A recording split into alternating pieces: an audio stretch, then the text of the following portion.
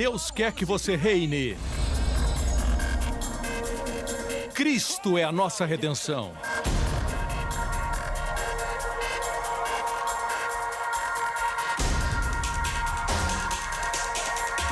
Deus é justo e faz o pecador justo.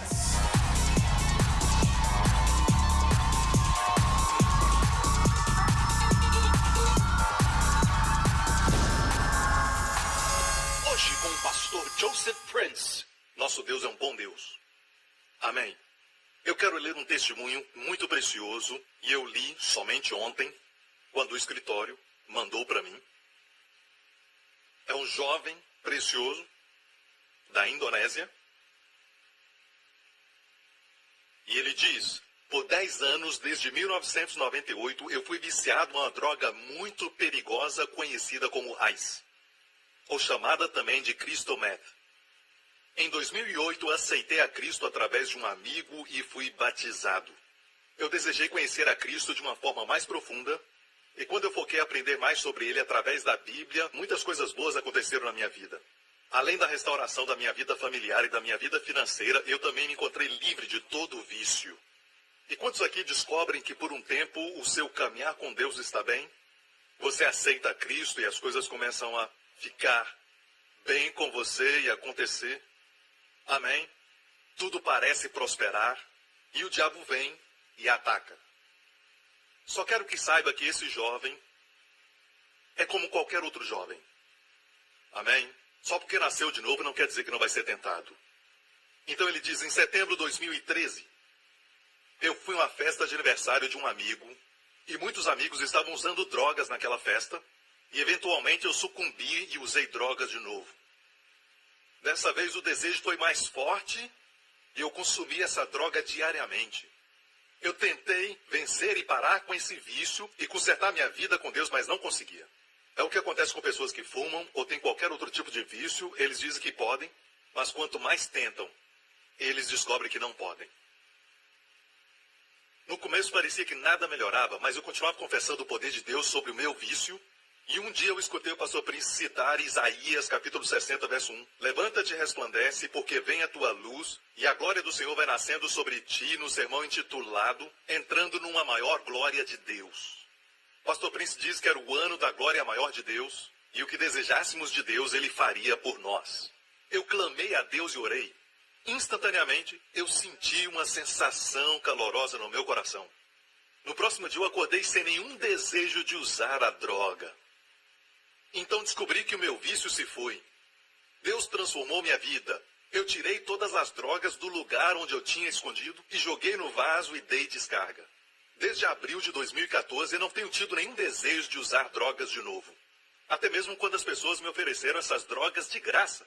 Eu rejeitei a oferta deles e orei para que eles também fossem libertos dos seus vícios. Obrigado, pastor Prince, porque os seus ensinamentos são estabelecidos no fundamento de que eu sou a justiça de Deus em Cristo e Jesus é a chave do sucesso que eu tenho visto na minha vida hoje. Eu oro para que Deus mande mais pastores como você para a Indonésia, para pregarem o evangelho da graça. Glória a Deus, glória a Deus, glória a Deus, glória a Deus. Eu estava falando aos meus pastores na semana passada que olhando ao redor do mundo vemos jovens que Deus está levantando.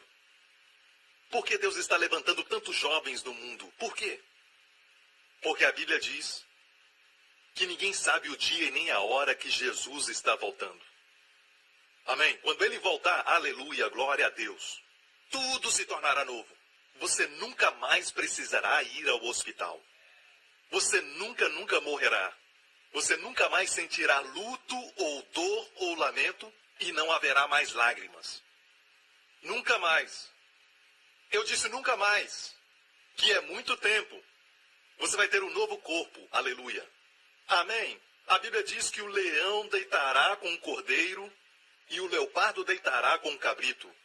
E as crianças pequenas vão brincar perto das tocas das serpentes e ninguém se ferirá no meu monte santo, a Bíblia diz. Até a natureza será revertida e tudo será transformado. E não existirá nada para machucar ou destruir, a Bíblia diz. E estamos esperando o reinado de Jesus na terra, onde tudo isso será possível durante o reinado milenar de Cristo na terra.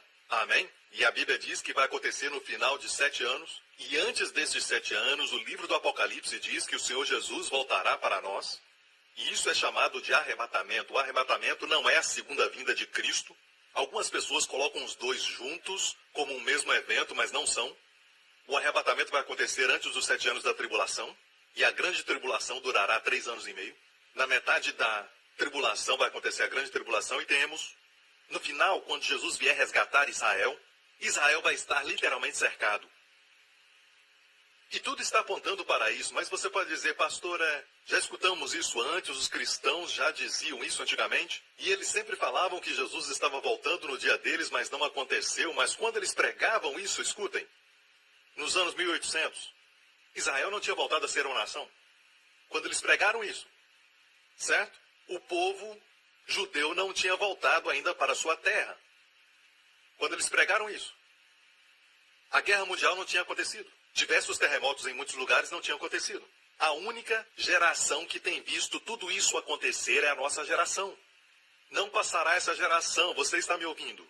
Amém? Porque a Bíblia diz que zombadores virão nos últimos dias dizendo: onde está o sinal da sua vinda? Desde que os nossos pais dormiram, tudo está normal como estava nos dias dos nossos pais, tudo continua normal. E a Bíblia chama esse tipo de pessoas de zombadores. Mas a Bíblia diz: eis que para o Senhor 1000 anos é como um dia.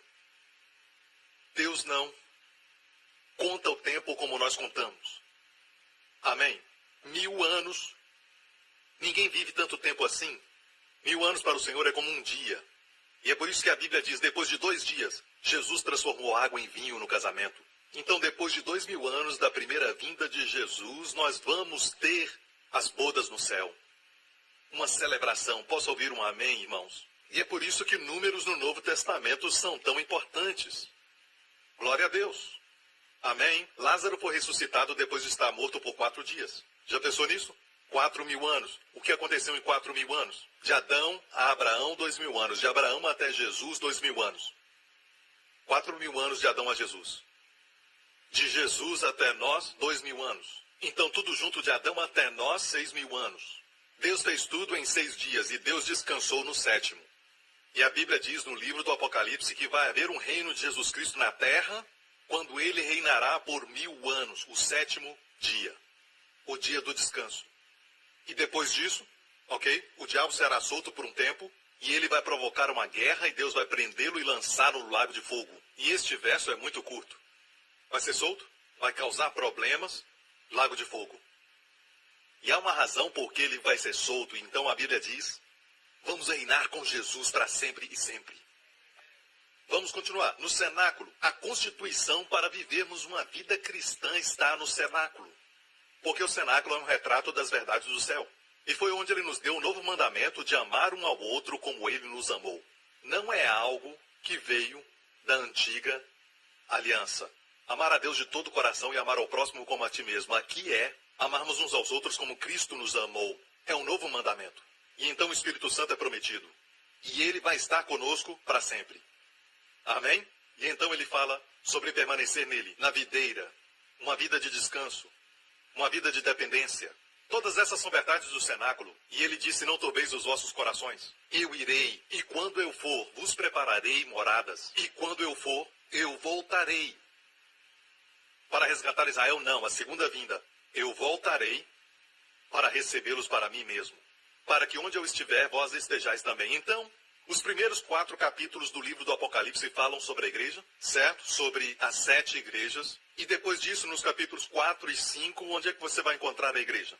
Eles receberam suas coroas, os 24 anciãos representando as 12 tribos do Antigo Testamento e os 12 apóstolos. É um número representativo. Não quer dizer que são somente 12, porque o livro de Apocalipse é simbólico. Ok? Os 24 anciãos usando as coroas que eles receberam lá no céu. Nós comparecemos diante do tribunal de Cristo. Então, olhando para frente, o que acontece depois do capítulo 5, capítulo 6, certo? Vai tudo acontecer na terra e não conosco. Os santos que você lê depois, eles vão ser salvos na terra durante o tempo do anticristo, pela pregação dos 144 mil judeus. Imagine 144 mil judeus evangelistas. Pastor Prince te dá um pouco de hebraico, eles dão todo o hebraico. Mas muitas pessoas pensam que isso se refere a nós porque é usada a palavra santos, mas se refere aos santos judeus. E é por isso que Mateus 24 está falando aos judeus santos daquela época. Não está falando da igreja. A igreja é um mistério que Deus deu a Paulo. Amém? Glória a Deus. Apocalipse capítulo 1. Você está pronto? Certo. Agora, filhos de Deus, o plano dele para a sua vida é este. Apocalipse capítulo 1, verso 4. Fala assim: João, às 7 igrejas que estão na Ásia, graça. Graça é sempre a primeira e última palavra de Deus. A Bíblia inteira termina com graça. Sabe como termina o Antigo Testamento? Em Malaquias, maldição. Para que eu não venha e fira a terra com maldição. A última palavra de todo o Antigo Testamento é maldição. Amém? As palavras finais de todo o Novo Testamento é a graça do Senhor Jesus Cristo seja convosco. Não é maravilhoso? É por isso que Deus está avivando ou restaurando esta revolução do Evangelho da graça em todo o mundo. Amém? Glória a Deus. Não é algo que começou com o pastor Prince. De fato, a onda é tão forte que em todo o mundo as pessoas estão entendendo. Amém? Mas ainda tem aqueles que são contrários, mas esses são os que querem controlar as pessoas. E a melhor coisa que um pastor pode fazer é liberar o caminho para o noivo. Certo? Quando a noiva estiver pronta, abra o caminho para o noivo. Você não é o noivo. Certo? É melhor você abrir o caminho, ou então o noivo vai fazer isso. E quando ele fizer, você não vai gostar. Amém? E é por isso que qualquer igreja no livro do Apocalipse, por exemplo, quando Jesus fala: arrependa-se e pratique as primeiras obras, senão removerei o seu candelabro. Isso não é remover a salvação. Alguns pensam assim: não, amigo. Jesus disse: eu lhes dou a vida eterna e eles jamais perecerão. Você não entende a palavra jamais? Se ele não nos tivesse dado a vida eterna, poderíamos perder a vida eterna no próximo pecado, no próximo dia, próximo mês, próximo ano. Então não podia se chamar vida eterna. Mas ele disse: eu lhes dou a vida eterna, João 10, e eles jamais perecerão. Mas a igreja é um castiçal. Ele fala ao pastor da igreja: se você não se arrepender e colocar Jesus como centro e voltar ao primeiro amor, eu tirarei a sua igreja. Isso só quer dizer que a sua igreja vai fechar. Sua igreja vai perder influência. Sua igreja vai perder todos os recursos que Deus tem dado e o poder de Deus. E mais importante, o impacto que de outra forma teria. Deus diz isso. E o que vai acontecer com o povo vai para outra igreja, onde o castiçal está aceso e a luz aponta para Jesus. Posso ouvir um amém, igreja? Então aqui diz: graça e paz da parte daquele que é, que era e que há de vir. Uma bela descrição do Deus Pai. Você sabia que o nome Yahvé é feito de R-E, que são 3 palavras de expressão do hebraico que quer dizer que é, que era e que há de vir? E você junta tudo e se torna Yahvé. Veio de 3 expressões. O Deus que era, que é e que há de vir. É por isso que o autor, escrevendo aos hebreus, que entendiam o hebraico, o autor diz: Jesus Cristo é o mesmo ontem, que era, hoje, que é, e eternamente, que há de vir. Jesus é também Yahvé. Porque eles são 3 em 1. Não são 3 deuses, é um Deus trino, 3 em 1. Posso ouvir um amém? Então olha isso: o que é, que era e que há de vir. Dos 7 espíritos que estão diante do trono, quem é? O Espírito Santo. E os 7 espíritos são expressões do Espírito Santo. Você encontra em Isaías 11, espírito de sabedoria e entendimento como menorá, o espírito de conselho e de poder, o espírito de conhecimento e temor do Senhor. Amém? E o Espírito do Senhor. Estas são as 7 expressões do Espírito Santo. Ele é perfeito, não é? Depois temos o Filho, Filho de Deus, próximo verso. E de Jesus Cristo, que é a testemunha fiel, o primogênito dentre os mortos. O primogênito é uma expressão, não quer dizer que ele nasceu de novo. Fala da sua posição, e se você entende os termos e figuras e símbolos do livro do Apocalipse, em algum lugar na Bíblia você vai encontrar a interpretação. Está lá também. Seja qual for o termo que é usado em outro lugar na Bíblia, seja primogênito, figura ou símbolo, você deve usar para interpretar a Bíblia. A Bíblia interpreta a Bíblia. Você não deve citar algo de um filme. Você não cita algo de Shakespeare. Você deve interpretar com a própria Bíblia. Primogênito quer dizer aquele que recebe a porção dobrada. Amém? Ele é o Filho, Jesus é o Filho de Deus. E você também é um Filho de Deus. E eu recentemente ouvi algo de alguém num programa de televisão dizendo que você e eu somos igualmente filhos de Deus, certo? Mas a maneira como ele se expressou é que estamos em pé de igualdade com o Senhor Jesus. Mas eu quero dizer que ele tem uma posição de preeminência em todas as coisas. Uma coisa é ele descer até nós e se tornar nosso amigo e nosso irmão, certo? Mas não devemos esquecer que ele é o nosso Senhor Jesus. Amém? Ele é o primogênito. E eu me alegro em colocá-lo nesse lugar. Porque nós não somos capazes. Ele é o primogênito dentre os mortos e o soberano dos reis da terra. O soberano dos reis da terra. E vai se surpreender que os soberanos da terra aqui, você pode até pensar que são os reis que agora existem, mas na verdade se refere a você e eu. A prioridade de Deus é sempre moral e espiritual, não somente natural e física. Ok? E aqui ele diz, o soberano dos reis da terra, aquele, eu amo isso, que nos amou. Ei, ele te ama. A coisa número 1 que o diabo quer remover da sua vida é a certeza que você é amado.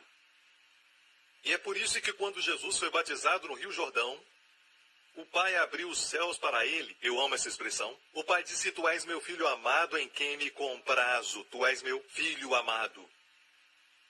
Logo depois disso, ele foi levado ao deserto para ser tentado pelo diabo. E o comum em todas as tentações foi a frase, se tu és o filho de Deus. Se tu és o filho de Deus. Eu nunca tinha ouvido ninguém falar sobre isso. E um dia eu estava lendo isso, o Espírito Santo tirou as escamas e abriu os meus olhos. E depois que as escamas caíram, eu vi algo que nunca tinha visto. O diabo não mencionou uma palavra. Amado. Porque seria contraprodutivo para ele lembrar Jesus ou lembrar você, enquanto está te tentando, que você é amado. Então o diabo sempre quer remover essa palavra amado, sabe? E convencer as pessoas que Deus não as ama porque tem pecado. Ou porque falharam e tem erros e Deus não as ama. Não, amigo, eu quero dizer a você, em alto e bom som, que Deus te ama. E que você é o alvo das suas afeições divinas. Amém? Você é mais importante do que os pássaros, é o que a Bíblia diz. E eu quero dizer isso, que se você é mais precioso do que os pássaros, a Bíblia diz que Deus cuida de todos eles, quanto mais você. Ele conta os cabelos da sua cabeça. E se não tem nenhum, ele também sabe. Eu amo meu filho, mas nunca contei os cabelos na sua cabeça e o cabelo dele está crescendo muito. E uma coisa que ele odeia muito é cortar o cabelo. Ele grita e rola no chão, ele não quer cortar o cabelo. Então eu disse, alguns dias atrás, para minha esposa, corta o seu cabelo quando ele estiver dormindo. Então se você vê o meu filho com cabelo louco, por favor, nos perdoe por isso. É a culpa do seu pai. Amém? É a terceira guerra mundial quando vamos ao barbeiro. Ele odeia. Então, Deus, veja, se importa tanto conosco que não há detalhe na nossa vida que não seja importante para Ele. Tudo Ele leva em conta, tudo é importante, tudo Ele coloca sua atenção. Ele diz assim, que nenhum cabelo da sua cabeça cai sem o conhecimento do Pai. Em outro lugar, diz que os seus cabelos são contados. Amém? Demonstra cuidado.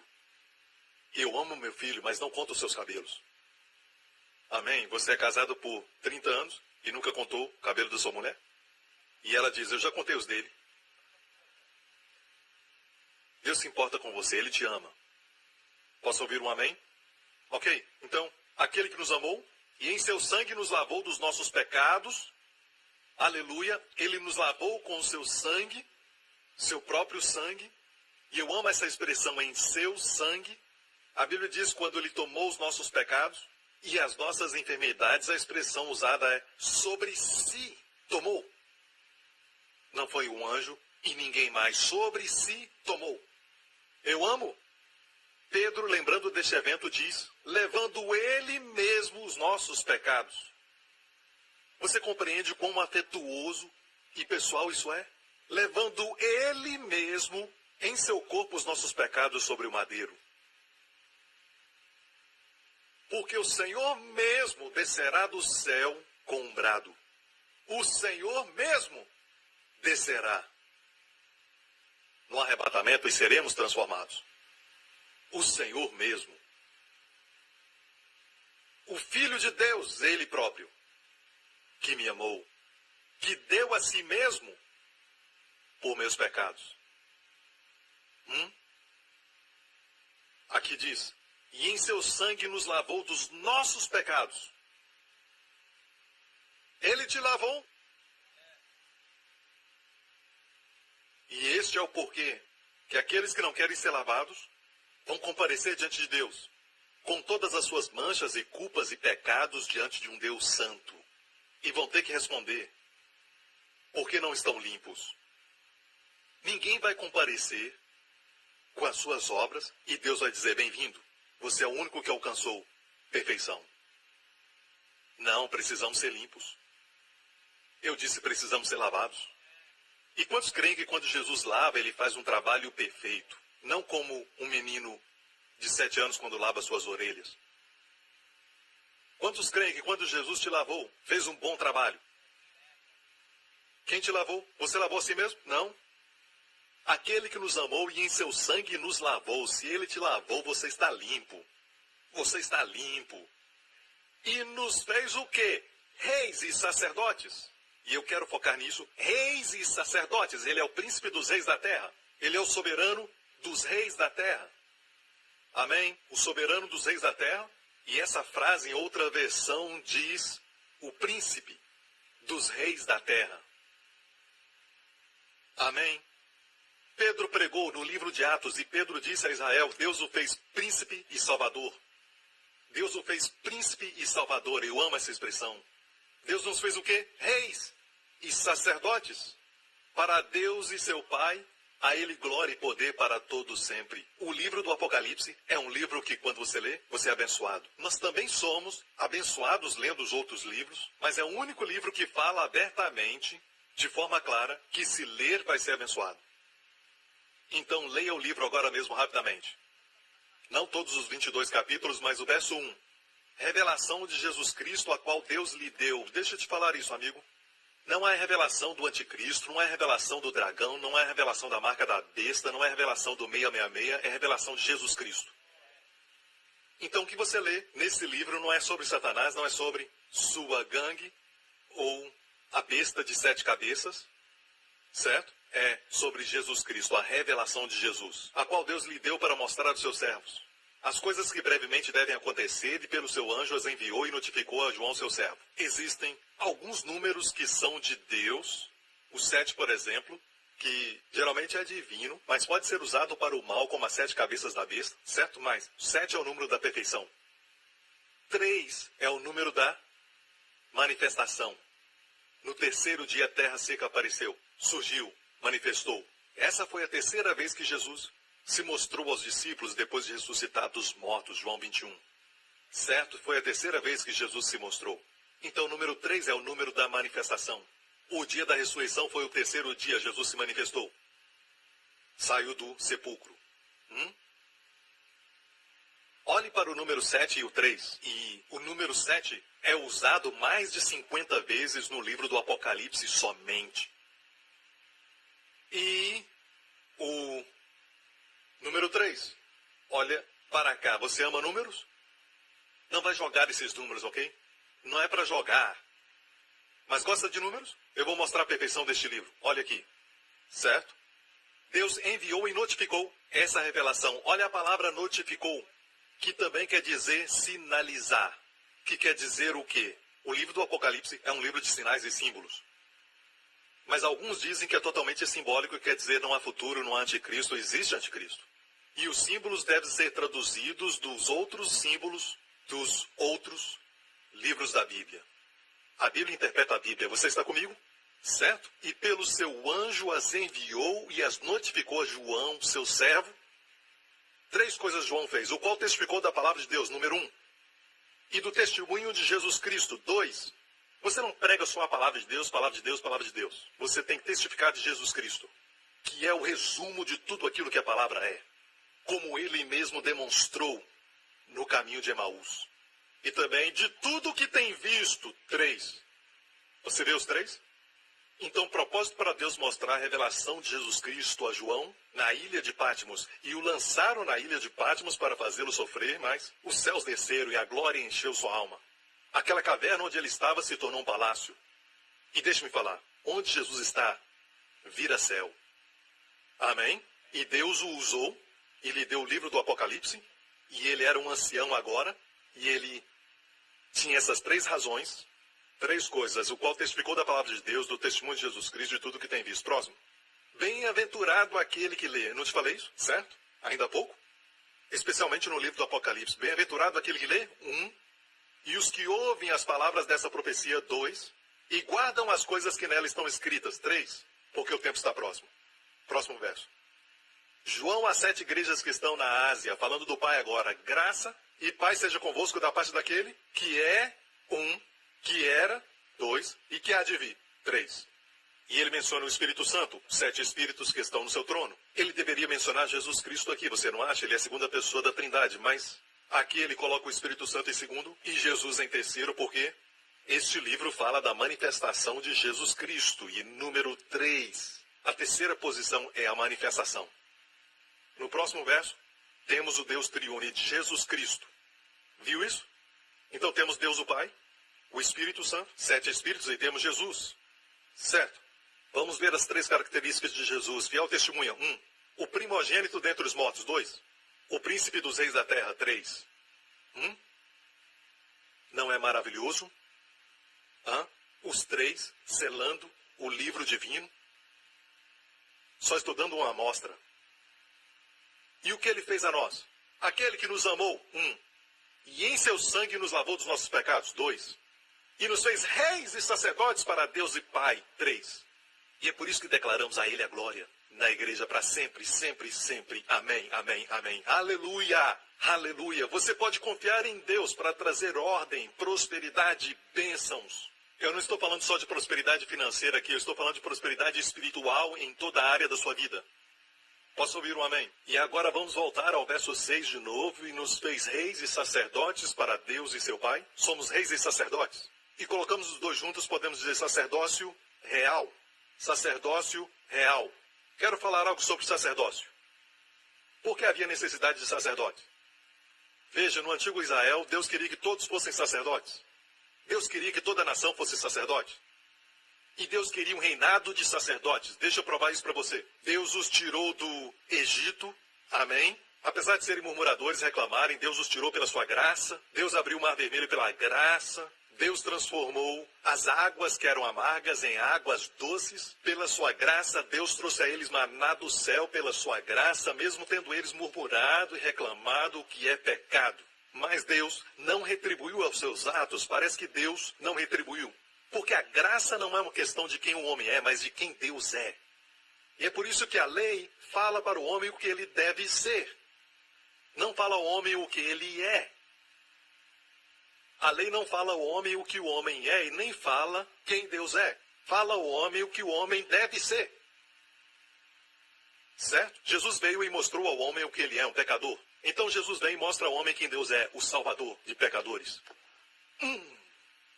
E é por isso que não olhamos para a lei para receber revelação, que nos liberta. Olhamos para Cristo. Amém? Então a Bíblia nos diz que quando eles estavam no deserto, Deus deu o maná e eles reclamaram. Depois tiveram sede.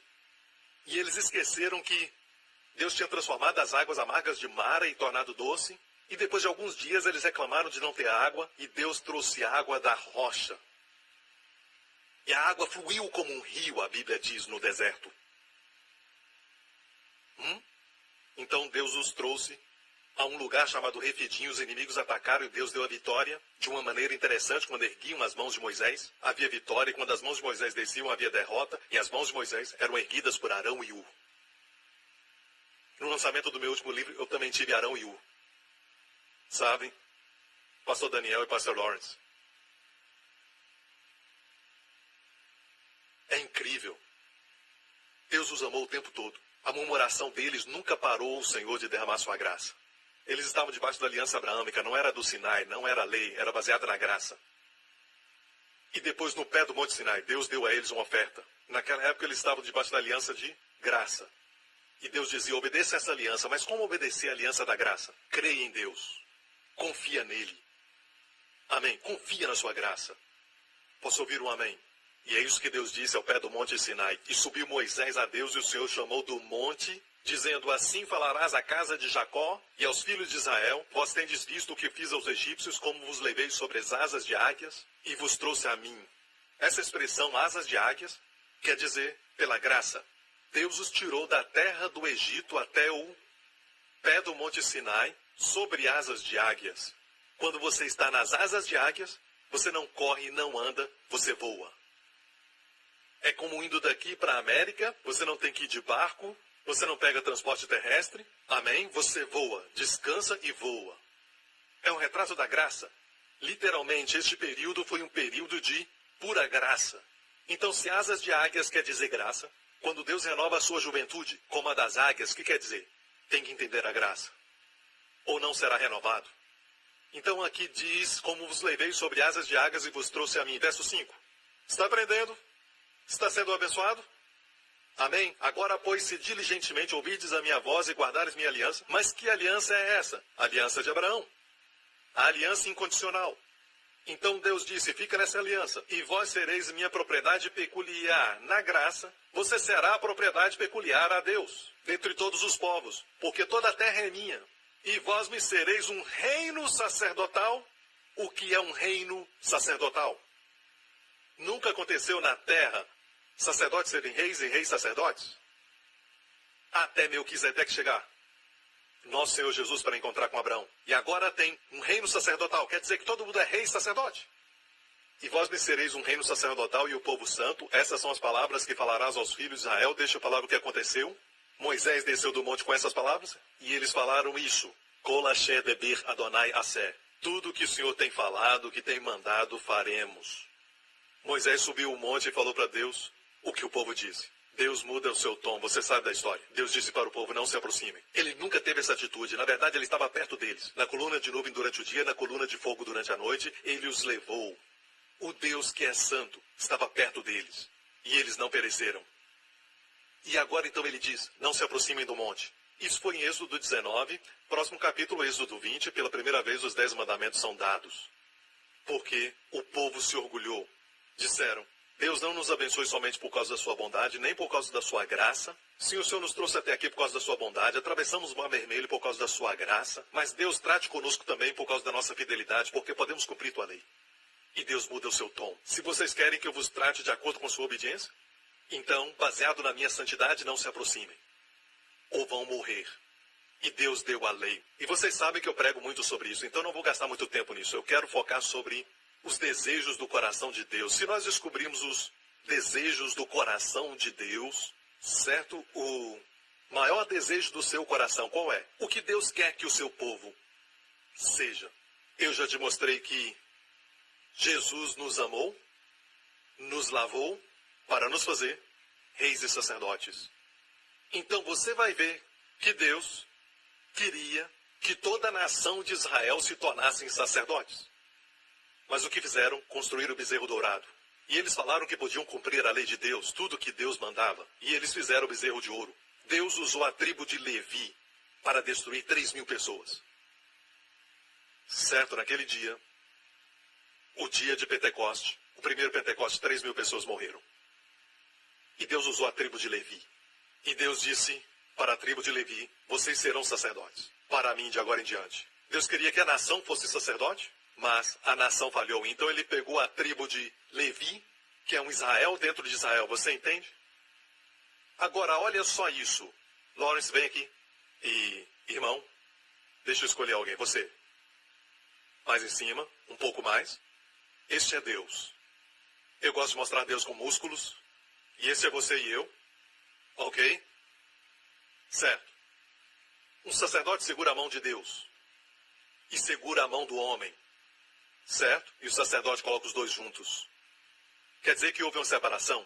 Agora, se você lê o Novo Testamento, tem palavras que são usadas no grego que falam sobre a reconciliação. Certo? Entre Deus e homem. Mas não foi culpa de Deus. Ele quer reconciliar. nos separamos por causa das obras más. Mas agora ele nos reconciliou consigo mesmo. Não é que Deus precisava de reconciliação. O homem precisava reconciliar. O homem tinha pensamentos maus para com Deus. Tinha ressentimento contra Deus. O homem culpava a Deus em vez de si mesmo. Certo? Deus, na sua santidade, ele ficava ofendido pelos pecados do homem. Ok, mas o coração de Deus quer o homem. Amém? Deus não tem que correr para o homem. O homem tem que correr para Deus. Para haver reconciliação, tem que haver um sacerdote. Para dizer ao homem quem Deus é. Este é o ministério sacerdotal. Falar ao homem quem Deus é. Ir a Deus e orar pelo homem. Interceder pelo homem. Pedir a Deus sabedoria para lidar com o homem. É o que você faz com seus amigos. É o que você faz com seus familiares. Você é um sacerdote. Mas em Israel, mesmo naquela época, no Antigo Testamento em Israel, nem todos eles eram sacerdotes. O desejo de Deus era que toda a nação se tornasse sacerdotes. Mas Deus teve que encontrar um Israel dentro de Israel. E assim também no corpo de Cristo, todo mundo é sacerdote. Mas nem todo mundo funciona como sacerdote. E alguns perguntam por que as bênçãos não são manifestas nas suas vidas, porque Deus cuida dos sacerdotes. Você me ouve? É claro que você não pode fazer isso sem o sangue. É só através do sangue que você pode ser sacerdote. Que sangue é esse? O sangue de Jesus? Ok, muito obrigado. Então, Deus quer que todos sejamos sacerdotes. E muita coisa ruim aconteceu no Antigo Testamento para Israel, sempre que negligenciavam os sacerdotes, os levitas. Davi é um exemplo disso, apesar de ser um homem segundo o coração de Deus. Davi copiou o estilo dos filisteus quando carregou a Arca da Aliança. Amém? E como era para carregar a arca? Nos ombros dos sacerdotes, os levitas. Mas o que aconteceu foi, Davi seguiu o modelo dos filisteus colocando no carro de bois. Ele aprendeu da Índia. A arca não podia ser colocada no carro de bois, e sim no ombro dos sacerdotes. E por causa disso, um homem chamado Uzá estendeu sua mão e morreu. Amém? Porque os bois tropeçaram. E Davi gastou 3 meses aprendendo a maneira correta de carregar. Coisas ruins acontecem quando o sacerdócio não funciona. Você está me ouvindo? E no último livro do Antigo Testamento é o livro de Malaquias, que fala sobre a tribo de Levi, sobre os sacerdotes. E Deus diz, porque vocês não trazem o dízimo? Meus sacerdotes estão indo trabalhar no campo, porque os dízimos não estão sendo dados. E Deus diz, é por isso que a maldição está sobre o povo. Ele não disse, eu amaldiçoo vocês. Ele disse, vocês estão experimentando a maldição. Agora, irmãos, entendam que Deus quer que os sacerdotes trabalhem. E o que tiver que fazer para o sacerdócio funcionar, e por favor, vou dizer isso, eu não estou falando daqueles sacerdotes de algumas religiões que se acham mais santos. E eles falam assim, eu sou o sacerdote aqui e vocês são leigos. Clero e leigos quer dizer, certo? Tem uma classe de pessoas que está perto de Deus, ok? E vocês são leigos. Eles oram por você quando você vai a eles, certo? Você deixa que eles orem por você. Você não quer tocar em Deus, você não quer orar a Deus, certo? Afinal de contas, você está em pecado, então não pode chegar a Deus. Essas pessoas são santas. Deixe-me falar isso. Eu respeito anciãos, líderes, pastores. Eu sou um pastor, eu sou um líder, eu sou um ancião. Mas permita-me falar isso. Nós estamos aqui para te levantar e estarmos debaixo de você e não acima. Ok? Então por que você está em cima? É para você me ver melhor, é conveniente, é prático. É para que todos possam ver. Amém? Você entende? É conveniente, é prático. Eu só quero falar para você que não existe nada de clero e leigos. Somos todos sacerdotes. Você me entende? Tem aqueles que trabalham em tempo integral. E a Bíblia diz para honrá-los com grande honra, sim. Mas não é necessário que eles orem por você. Você tem tanta influência com Deus como eles. Amém. Você também é tão ungido diante de Deus como eles. Ok? O tempo corre, gente. Não me distrai, por favor. Então esse é o plano de Deus e propósito. Toda vez que o plano não é executado, até no último livro de Malaquias, você vê como seu papel de sacerdotes. Existem problemas financeiros, problemas na colheita, problemas nos negócios, problemas em casa. E a Bíblia diz, eu purificarei os filhos de Levi. O livro de Malaquias fala de voltar a exercer o papel de sacerdote. Amém? Mas, pastor Príncipe, eu não quero vestir roupa branca. E é por isso que o diabo colocou isso na sua mente. Para ser um sacerdote, você tem que viver em santidade. Mas você vê que a santidade da qual Deus fala é uma santidade que você pode se aproximar. Quantos creem que Jesus é santo? Rei, perfeitamente santo. Mas você sabe o que quer dizer santo? Você vai à Grécia hoje e eles dizem, ok, não misturem essas bolachas. Estas são mais salgadas e essas mais doces, ok? Então tem que comer separadas, não comam juntas. E quando usam a palavra separada, hagiosmos. O que é? Hagiosmos. Então, hagiosmos é separação. Hagios é santo. A palavra santo quer dizer separado. Por exemplo, coisas que são tão preciosas, diamantes que você nunca me mostra, que você os mantém no cofre, certo? E você nunca me dá a combinação. Por quê? Porque é tão precioso que para você é separado por causa da qualidade. Então, no mundo onde tudo é comum, por que os diamantes se destacam? Porque o mundo inteiro está cheio de pedras e britas. Você é um diamante. Diamantes se destacam pelo brilho. Quando Deus diz sejam santos, está dizendo não sejam comuns. As pessoas ficam nervosas rapidamente. Não sejam assim. Não sejam comuns. Amém? As pessoas não perdoam e esquecem. Bem, não seja comum. Você perdoa e esquece. Amém? E o mundo também não dá nada em troco de nada. Você vai ser diferente. Seja uma bênção. Amém? O mundo ama as pessoas que são atraentes e recompensa aqueles que são bonitos. Não seja comum. Você vai dar atenção àqueles que não são tão bonitos. E alguns deles estão ali pedindo dinheiro. Você não sabe para que eles estão pedindo. Uma senhora me pediu dinheiro recentemente e eu estava saindo e eu olhei para ela e eu já tinha dado dinheiro para ela um tempo atrás. E ela veio de longe, eu olhei para ela e disse, Senhor, me livra disso. Porque eu sabia que se ela me visse, ela ia se lembrar do que eu fiz para ela. E de fato, ela me viu e veio na minha direção. E ela tem mais ou menos 60 ou 70 anos de idade, mais ou menos. Um pouco velha. E eu orei para Deus me livrar. O Senhor me disse, filho, eu não te abençoei para fazer orações assim. Fiquei com vergonha de mim mesmo. E eu quis que ela olhasse para mim e ela olhou. E eu disse para ela, ela não fala inglês, não fala o meu idioma, então eu fiz. Tomara que ela não pense que eu estou mandando um beijo.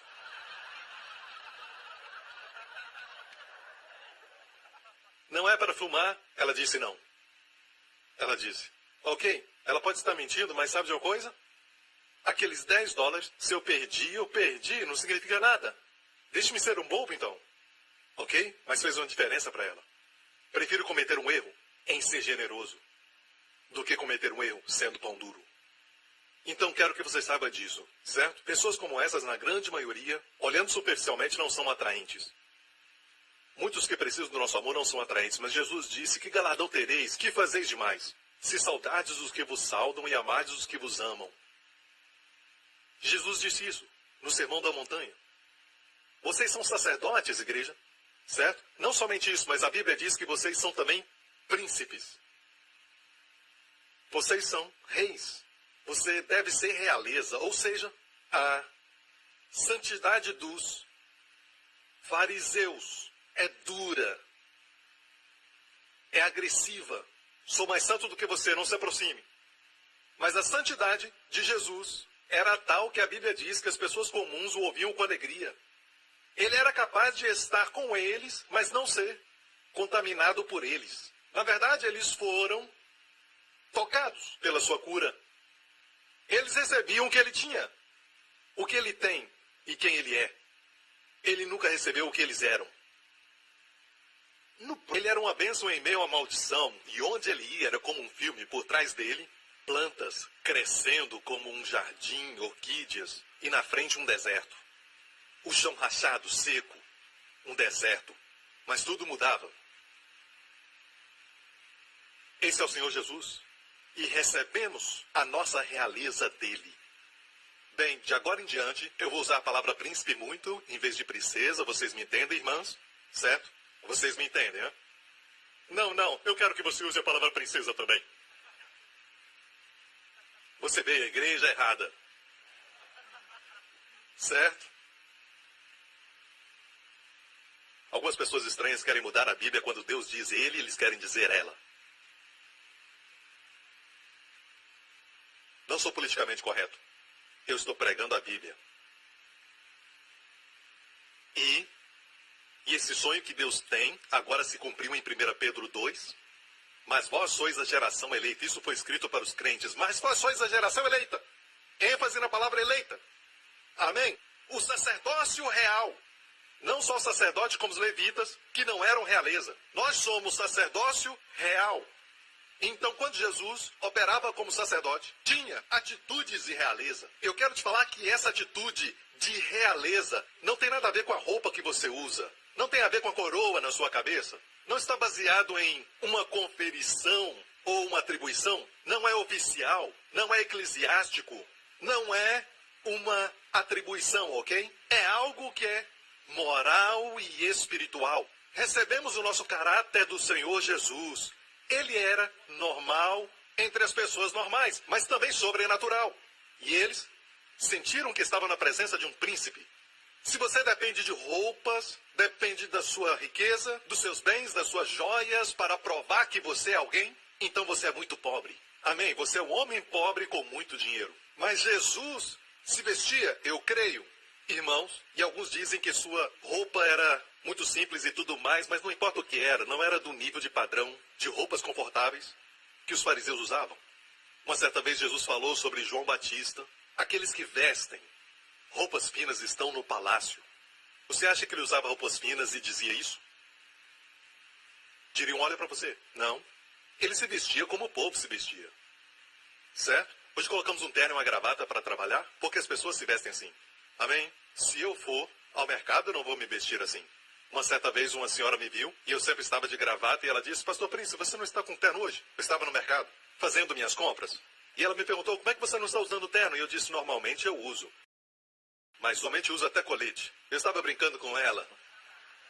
Certo? Jesus estava entre o povo, e santidade fluía dele, uma santidade que dizia, se aproximem. Eu amo vocês. Mesmo assim, as prostitutas não o contaminavam. Os leprosos não o contaminavam. Eles mudavam. Eram transformados. É assim que Deus quer que você seja. Um sacerdócio real. Jesus, em todos os aspectos, era um rei. Ele nasceu de uma linhagem real. Ele veio de Davi, dos 2 filhos de Davi, Natã e Salomão. De Salomão veio seu padrasto, Jacó. Me perdoe, Jacó foi o pai de José. Seu avô era Jacó. José. E do outro lado, da linhagem de Natã, filho de Davi, veio Maria. Então ele tem direito duplo ao trono.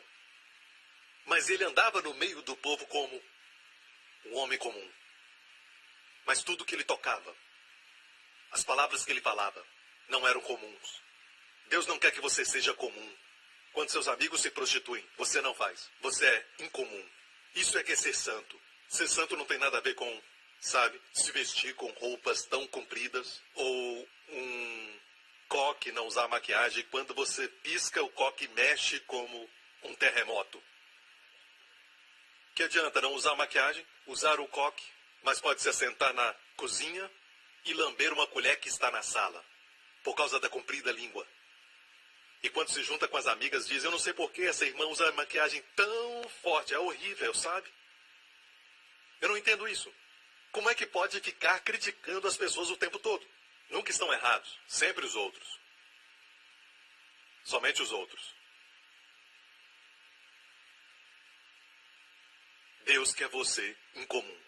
Mas vamos em frente. Vamos para o livro de Números. Número 7. Quando Moisés acabou de armar o tabernáculo, ele o ungiu e o consagrou, quer dizer, santificou, que é a palavra separado. Coisas preciosas são separadas.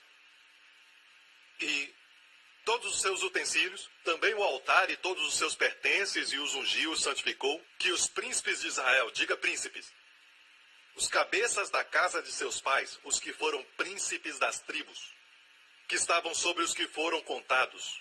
Este é o maior capítulo em todo o livro de Números. o maior capítulo.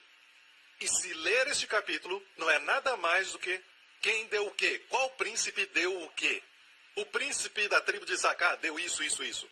A tribo de Assé deu isso, isso, isso. O príncipe da tribo de Zebulon deu isso, isso, isso. É uma lista das ofertas dos príncipes. Então o que aprendemos? Por que Deus deu tanto espaço para as ofertas dos príncipes das tribos? Número 1, são príncipes. Deus está falando que você tem que ter atitude de príncipe. Você tem que ser alguém que se destaca. Deus quer que você seja realeza na sua família, também no seu trabalho. Deus nos chamou para andarmos numa alta vocação. Efésios, capítulo 4. Rogo-vos, pois eu, preso do Senhor, que andeis como é digno da vocação. Você foi chamado para ser um sacerdote real. Amém? Você é um sacerdote real. Ande de acordo com essa vocação. Não espere o Senhor encontrar um Israel dentro de Israel para desfrutar disso. Amém? Em número 7, diz claramente sobre os príncipes que trouxeram as ofertas. Eles o fizeram. Ninguém falou para eles fazerem. Amém? Mas assim mesmo eles fizeram. Verso 3. E trouxeram a sua oferta perante o Senhor 6 carros cobertos. Mantenha isso em mente. 6 carros cobertos, 12 bois, por 2 príncipes um carro e cada um deles um boi. E os apresentaram diante do tabernáculo. Você sabe o que é um carro? O carro é um meio de transporte. Ok? E trouxeram bois, eram generosos. De fato, nada na lei dizia para eles trazerem essas coisas. Nada. Eu vou falar por quê. Próximo verso. Veja, Deus falou a Moisés. E Moisés foi até Deus dizendo, Deus, não existe nada na lei que diz, ofertem carros e ofertem bois para o sacrifício. O que eu faço? Trouxeram essas ofertas. E Deus diz, recebe os deles. Deus teve que falar para Moisés. Viu isso? Porque não havia precedente. O que eu quero dizer é que pessoas que agem como príncipes, número 1, são generosos. Não são mesquinhos e nem malvados. Senhoras que são mesquinhas, malvadas, não se parecem com princesas. Amém? E se tem pessoas que zombam de você e te criticam, você simplesmente passa por cima. Mantenha um sorriso no seu rosto, perdoa essas pessoas e continue vivendo. Essa é a atitude de princesa. No natural, esperamos que uma princesa se conduza com dignidade e decoro. Amém? Não esperamos nada além disso delas. Não queremos perder o respeito por elas. Amém? Não queremos perder o nosso respeito por um príncipe. É como, poxa, cara, outros podem dizer isso, mas você não pode. Amém? Porque você é um príncipe. Deus não quer colocar um jugo sobre você. Mas Deus realmente quer que você saiba que você é um príncipe. Você é a justiça de Deus em Cristo. Não seja mesquinho. Não seja pequeno. Não encontre erro em tudo. Seja generoso. Ser um príncipe é ter generosidade, dignidade, nobreza, um bom coração. Esses príncipes deram generosamente de forma tal que Moisés não tinha precedente. Ele disse, o que eu faço? Deus disse, recebe os deles. Deus disse, recebe os deles e serão para servir no ministério da tenda da congregação. E os darás aos levitas, aos sacerdotes, a cada qual segundo o seu ministério. Assim Moisés recebeu os carros e os bois e os deu aos levitas. Se você opera como um sacerdote, Deus vai se assegurar que a sua viagem daqui para lá não vai ser um problema. Eu não estou só falando de um carro. Já existem muitas mensagens de prosperidade lá fora. Eu estou falando como Deus vai facilitar tudo que você faz. O seu ministério vai ser facilitado por Ele. Coisas que você vai fazer, Deus vai prosperar. E também vai aliviar sua carga, porque o carro vai carregar carga que você não pode. Deus vai se assegurar que você funcione como sacerdote. Que a sua carga seja mais leve. Ele vai suprir. Somente quando você opera em um sacerdócio levítico. E agora, Moisés recebeu os carros e os bois e os deu aos levitas, porque Deus disse, darás aos levitas. E não havia nenhum precedente. E os príncipes não fizeram de acordo com a lei. Não havia lei para isso, eles fizeram de acordo com o coração. Outra coisa sobre os príncipes, eles não fazem somente o mínimo. Eles fazem coisas, mesmo que não foram exigidas. Você se pergunta, o que mais posso fazer? Isso é ser um príncipe. Muito tempo atrás, história real, e olha, eu amo ir a jardins, e eu sei que isso não é coisa de macho, mas eu amo olhar para as flores, ok? E mesmo estando sozinho, Eu estava sozinho, depois de pregar em Londres, 2 meses atrás.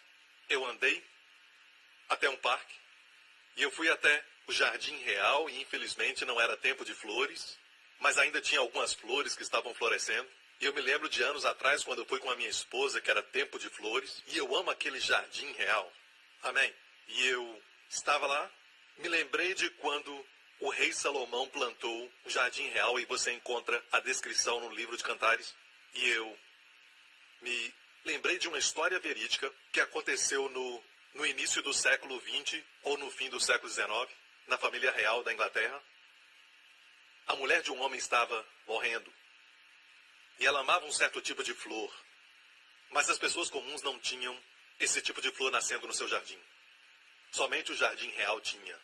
Então ele foi com coragem até o centurião ali e pediu permissão para comprar aquela flor para sua esposa. O homem disse: saia daqui, este é o Jardim Real. Ele foi embora, mas voltou. Ele amava sua esposa. Ele era um homem pobre, mas estava disposto a fazer qualquer coisa para conseguir aquela flor para sua esposa. De alguma forma alguém ouviu isso e este fato chegou até a rainha. Não era a rainha Elizabeth, certo? Era a rainha daquela época. E um dia ela disse: quando ele vier, me avise. E ele veio, ela o recebeu, e ele contou a sua história. E ele disse: por favor, eu não estou pedindo uma esmola, certo? Eu tenho dinheiro guardado e estou disposto até pagar mais. Ainda que eu venda tudo, eu quero que a minha esposa segure essa flor antes dela morrer. Ela ama essa flor. E a rainha disse: eu não posso vender.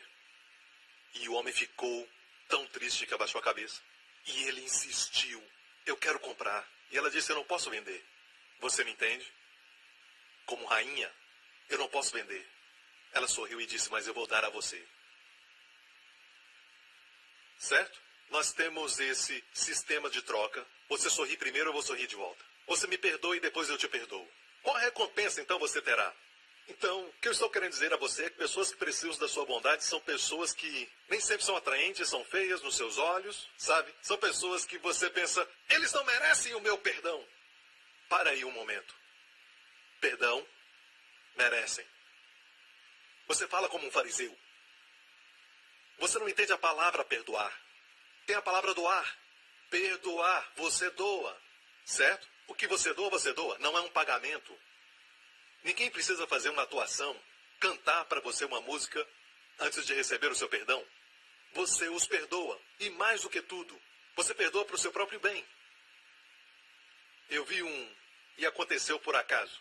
Algumas vezes quando eu estou sentado, relaxando no banheiro, eu tenho uma cadeira especial, não é muito confortável, mas eu relaxo ali. E de vez em quando eu vejo o YouTube. Eu estava vendo algo sobre longevidade, era muito interessante, que falava sobre uma senhora que viveu até 112 anos de idade e uma outra que viveu até 104 anos. E uma disse isso: sabe qual é? O meu segredo? Ela estava muito lúcida, sabe? Se expressava bem. O mais importante, ela disse, é perdoar as pessoas. Perdoe. Perdoe todos. Alguns já estão mortos, ela disse. Estão mortos. E eu estou viva. Perdoe, não guarde ira, não guarde mágoa.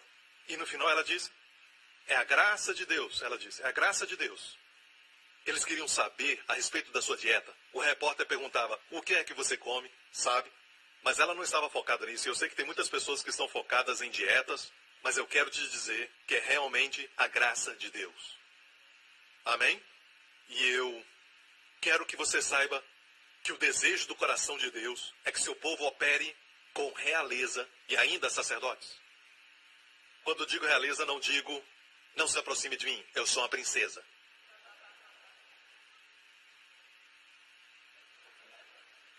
Jesus era humilde? Sim. Ele não tinha uma humildade que era baixa. Mesmo sendo humilde, ele não se rebaixava.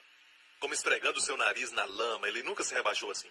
Na verdade, não há nada mais humilhante do que ser despido na frente de uma guarnição de soldados, ser cuspido, ter uma coroa de espinhos colocada na sua cabeça E depois, pessoas rindo de você, colocaram um falso cetro nas suas mãos e usaram o cetro para bater e afundar ainda mais a coroa de espinhos na sua cabeça, e suas costas sangrando por causa dos açoites e os ossos expostos, e colocaram uma capa, e a Bíblia diz que era de escarlate, sobre ele, e aquilo grudava na sua pele, e arrancaram dele, depois de um tempo. Zombavam, cuspiam nele, batiam nele.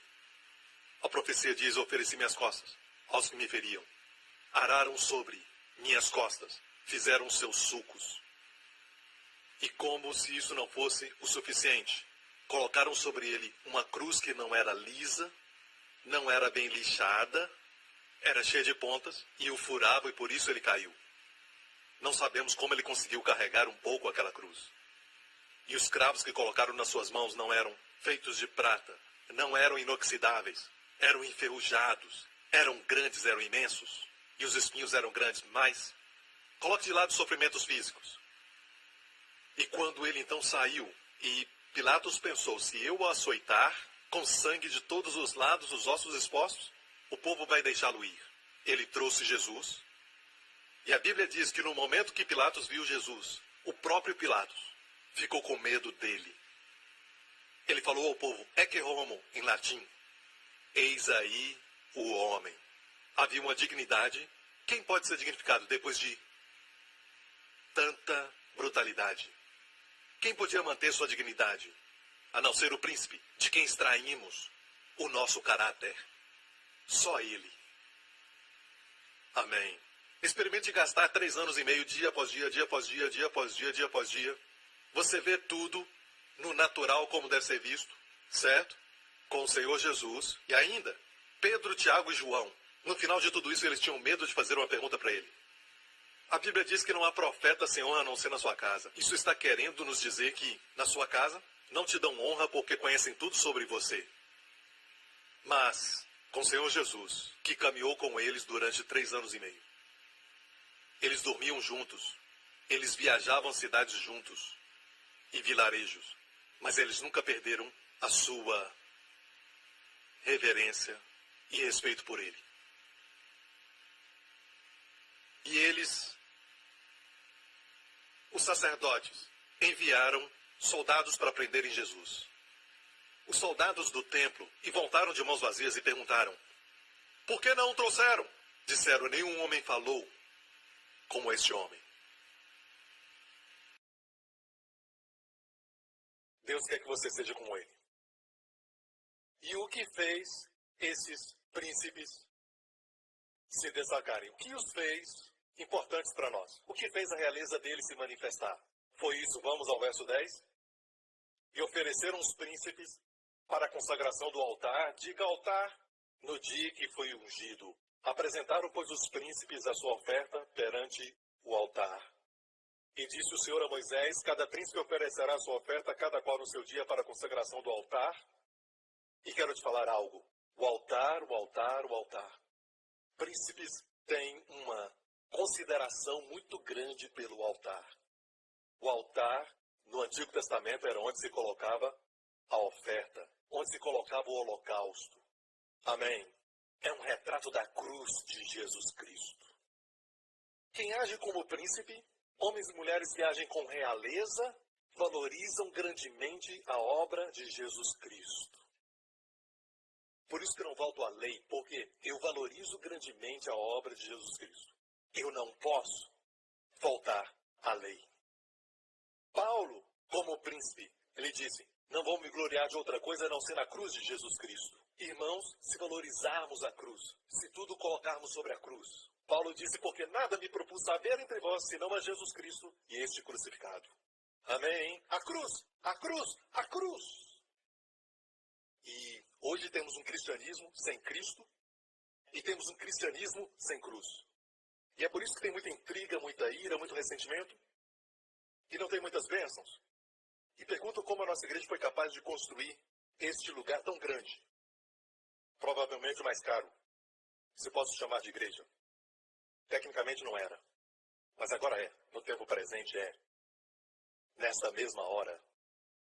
Por causa de vocês. Amém? A provisão está aqui. Deus proverá e dará a você carros e o que você necessita para operar como rei e sacerdote. Se você valoriza o altar, se valoriza a cruz, Deus diz, no primeiro capítulo de Levítico, há 3 tipos de animais para o holocausto. O primeiro deles é um grande boi. É grande. Sabe quando corta o pescoço do boi, sai muito sangue? É sério, eu estou falando de muito sangue, muito sangue. Ok? Segundo tipo é do rebanho. Ovelha ou cabrito. Segundo tipo. Certo? Terceiro era de pomba ou codornizes. Ok? Aves. Então nós temos o gado, o boi, temos o rebanho, ovelha ou cabritos ou cabras. Então temos as aves. Então, olha só, grande, tamanho médio, pequeno. E a Bíblia diz, quem traz os pequenos? Aqueles que são pobres. E ainda existe uma outra provisão, não no primeiro capítulo de Levítico, que diz, se alguém não pode trazer uma ave, pode trazer o trigo. Porque até o trigo lembra a Deus que ele é o pão da vida, seu filho. Ok? Então, o pobre trazia isso. Hoje, o que isso quer dizer? Se você é pobre na sua revelação, você não valoriza Jesus e o que você pensa de Jesus é que ele é um meio para obter um fim. Ele é um meio para um fim. Eu o uso para as minhas bênçãos, mas você deve vê-lo como um Deus maravilhoso, o amado da nossa alma. E aquele que pode trazer o boi, só o rico podia trazer o boi no antigo Israel, porque era literalmente rico. Mas a verdade é essa. O que te faz espiritualmente rico hoje? Uma grande e gigantesca revelação de Jesus. E é o que eu peço para todos vocês. Que todos tenham uma grande revelação e que a nossa igreja não fale nada a não ser Jesus e a cruz. Temos até um vídeo animado sobre isso. Dá até vergonha, sabe? Sou feliz por pertencer a essa igreja. Você não é? Amém? Deus te quer como um príncipe, não como um mesquinho. Pessoas mesquinhas. Eu não sou livre disso. Sabe, quando eu me vejo ficando mesquinho, eu me repreendo verbalmente. E quando algo ruim acontece, eu agradeço a Deus por sua disciplina naquele dia, porque eu me tornei mesquinho. E Deus não quer me ver mesquinho. Sabe quem é mesquinho? Pessoas pequenas. Por coisas pequenas. Eles ficam pão duros. Não é legal estar com essas pessoas. Você quer fazer uma viagem? Eu acho que eu vou fazer uma viagem na mesma semana que você vai fazer. Ninguém quer estar com eles. Por quanto tempo vai viver na terra sendo mesquinho? Esquecendo das coisas grandes, estando com os outros, se divertindo, vivendo no presente. Porque os príncipes são generosos. Eles têm um bom coração. São nobres, são dignos. E você fica contando piadas sujas o tempo todo? E as pessoas que sabem que você é dessa igreja pensam que somos todos iguais. Você está envergonhando o Senhor. Está envergonhando o Senhor por causa do seu testemunho e você não está agindo como príncipe. Então eu não posso brincar? Você pode brincar, mas tenha certeza que suas piadas não são sujas. De baixo nível. Você pode ter um senso de humor. Eu creio que o Senhor tem um senso de humor. Aqueles que julgam os outros e andam com a trave de gol nos seus olhos. Não, ele não diz uma trave de gol, ele diz um grande pedaço de madeira. Pode imaginar um homem andando. Irmão, posso te ajudar com um cisco no seu olho? Eu vejo um cisco no seu olho. Posso te ajudar? E ele tem essa grande trave no seu olho. Eu acho que no Sermão da Montanha as pessoas riram. Mas os fariseus não riram. Olha em volta, vê se tem alguém que não está rindo. Ele disse para os fariseus, vocês se esforçam para coar um mosquito, que é um pequeno inseto. Eles faziam isso. Coavam um mosquito. Eles tinham muito cuidado. Antes de beberem água, tinham certeza que não tinha inseto. Contaminava a santidade deles. Então coavam um mosquito. Eles colocavam um coador antes de tomar, certo? E aí eles removiam o coador. Jesus disse, vocês com um mosquito engolem um camelo. Eu amo isso. E eu tenho certeza que os fariseus ficaram olhando para ele, imaginando um camelo. Se importando com as coisas pequenas. Amém.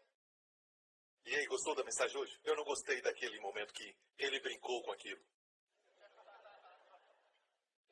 Não gostou de mais alguma coisa? Não, não. Você que veio com essa atitude aqui. Mas deixe-me falar isso. O Senhor Jesus é uma pessoa alegre. Quando a Bíblia diz a alegria do Senhor, você já parou para pensar que não é sua alegria, a alegria do Senhor, que é a sua força? Sempre falamos, a alegria do Senhor é a nossa força, então tem alegria, tem alegria, tem alegria. Você não entendeu? É a alegria do Senhor que é a nossa força. E quando você lê a Bíblia, o que alegra o Senhor nosso Deus se regozijará em você. Se você sabe que Ele se regozijará em você, você vai ter força. Se você sabe que é amado de Deus. E aprenda a sorrir. Aprenda a viver. Se alguém falar, me perdoe. Se a garçonete falar, eu cometi um erro.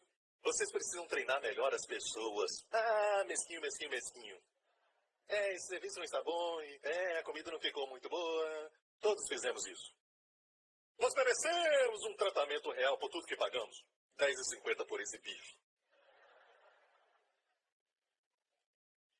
Vou terminar com isso. Número 7, versículo 12. No primeiro dia, Naasson, filho de Aminadab, da tribo de Judá, trouxe a sua oferta. E quero que saiba que Judá sempre liderava, e Jesus veio da tribo de Judá. Judá sempre liderava, louvor sempre lidera. Quando o inimigo vinha atacar, a primeira tribo que ia, Judá. Judá ia primeiro. E Judá quer dizer louvor, não reclamação. Não reclamação. Eu estudei a palavra hebraica para murmuração. A palavra hebraica para murmuração é alum.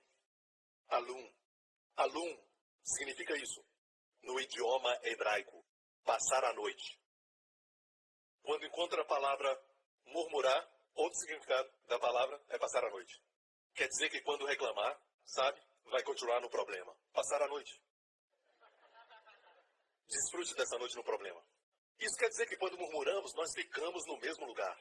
Quando adoramos, amém, Deus nos tira desse problema.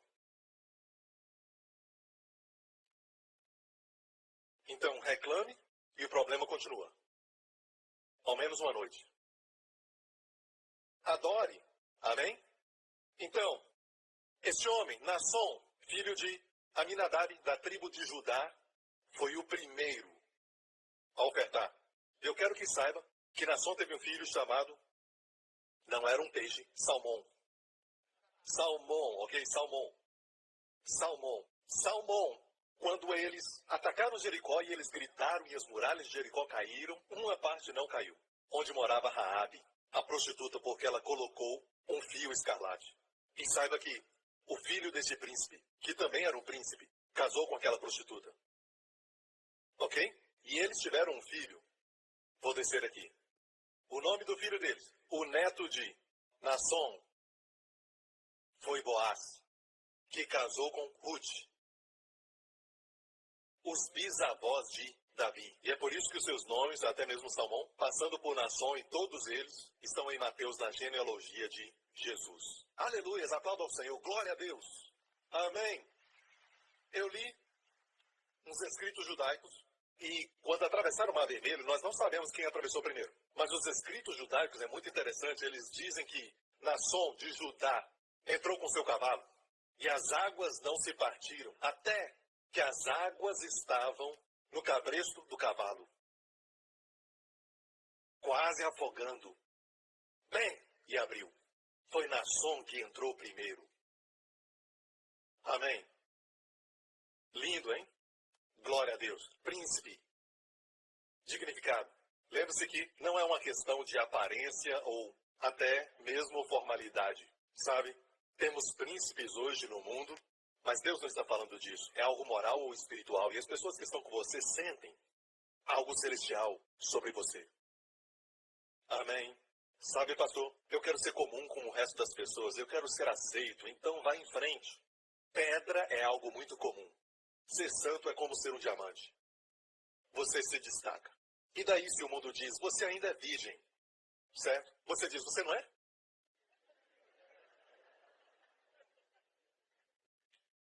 Ok? Sim? Seja digno. Seja um exemplo. Não queira ceder à pressão. Um certo amigo, eu não sei o que aconteceu com ele. Ele me disse para ir a um certo lugar quando eu estava na Marinha. Estávamos em Phuket, muitos anos atrás. Poucos anos atrás.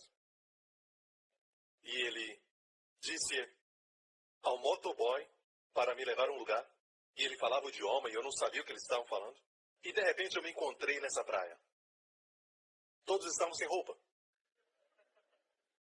E eu estava com o meu uniforme da Marinha. E fiquei com tanta vergonha, eu era um cristão. Honestamente, eu não estava olhando. Fiquei envergonhado, eu estava andando. E ele ficava só rindo e andava comigo na praia. E eu não sabia para onde ir. Era a minha primeira vez naquela praia de Phuket. E ele estava rindo em todo lado, homens e mulheres nus. Estávamos numa praia de nudismo. Uma pergunta. Por que eu fiquei envergonhado? Quando tudo ali era normal. E naquele lugar era normal estar sem roupa. Não quer dizer que é correto. Eu deveria andar como um príncipe. E quando eles me virem, deviam ficar com vergonha. E eu não tenho a menor dúvida que aquela mulher pega em adultério, aquela mulher que chorou aos pés de Jesus, tinha vergonha de estar na sua presença. E ainda assim tinha um poder que a atraía a ele. Olhos que condenam o pecado, mas olhos que estavam prontos para perdoar o pecador. Olhando para ela, olhando com amor. O cordeiro e o leão. Deus nos quer assim. Deus quer que você receba seu sacerdócio como Melquisedeque, sua realeza e dignidade dele. Amém? E acima de tudo, não seja mesquinho, seja melhor. Antes de reagir, pare e passe por cima. Amém? Passe por cima. Amém? Quando alguém falar alguma coisa, você simplesmente, passe por cima. Amém? Dê-lhe glória. Aleluia! Aleluia! Vamos lá! Vamos lá, pessoas incomuns! Vamos lá, povo especial de Deus! Sacerdócio real! Geração eleita!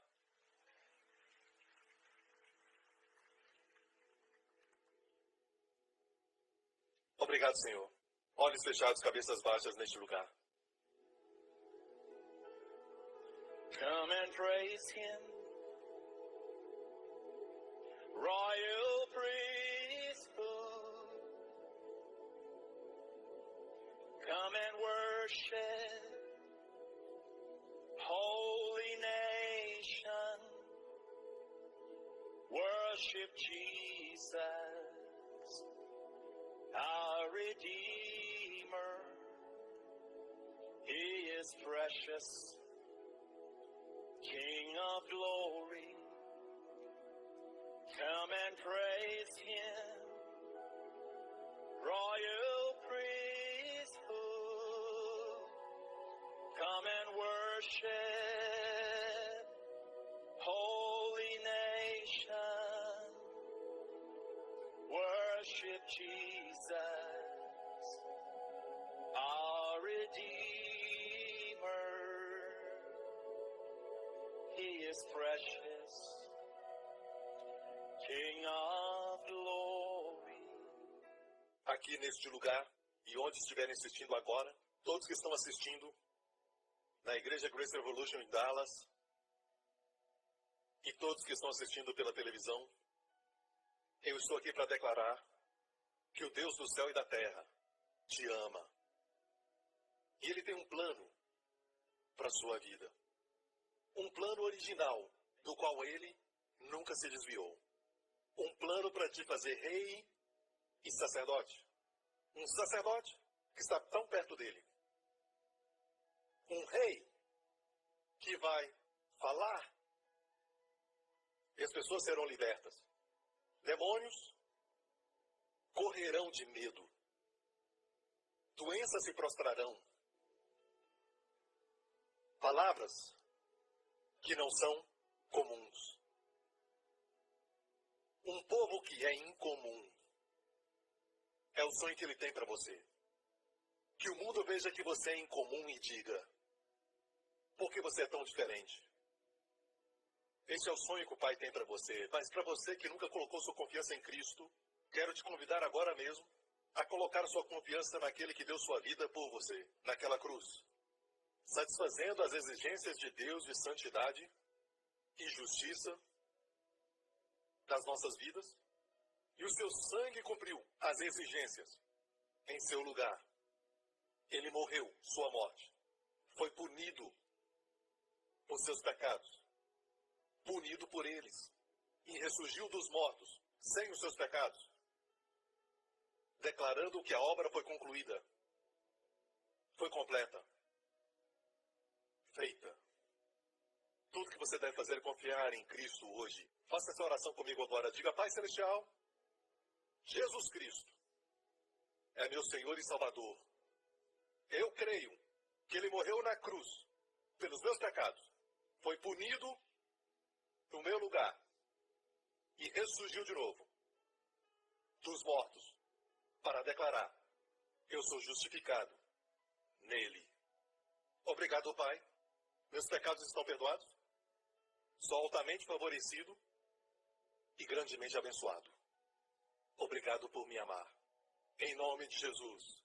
E todos digam: amém, amém, amém. Glória a Deus, aleluia. Fique em pé, igreja. Nunca menospreze a proteção de Deus. No mundo que está se tornando cada vez mais e mais perigoso. Até mesmo as tecnologias modernas estão falhando. Muito mais do que esperávamos. Não podemos confiar no profissionalismo e nas habilidades artísticas de nenhum ser humano. A nossa confiança para a proteção da nossa família está no Senhor. Amém? E por isso nessa semana vamos reconhecê-lo. A Bíblia diz: reconheçam em todos os seus caminhos, e Ele guiará os seus passos. Durante essa semana, Pai Celestial, te reconhecemos como nosso refúgio e fortaleza, nossa habitação, e habitamos em Ti no esconderijo do Altíssimo, muito mais acima do poder das trevas. E Pai, eu oro por cada família debaixo do som da minha voz, todas as famílias representadas aqui.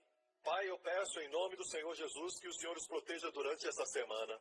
Livra-os dos perigos, das ameaças, das tragédias, das enfermidades, de todos os efeitos da poluição, Pai. De todas as enfermidades que vêm através de mosquitos e parasitas, proteja-os, Pai. Eu oro, protege-os e os seus amados também. Coloca-os no lugar certo, na hora certa. E faze-os desfrutar do Teu favor, Pai. Durante essa semana, que eles possam pensar no Teu amor por eles. Pai Celestial, como nós escutamos hoje, queremos ser sacerdotes que operam e reis que têm realeza, Pai. Que o mundo seja impactado com Cristo. Que eles percebam Cristo, Pai, onde estivermos. E antes de falarmos, Pai, pedimos por isso.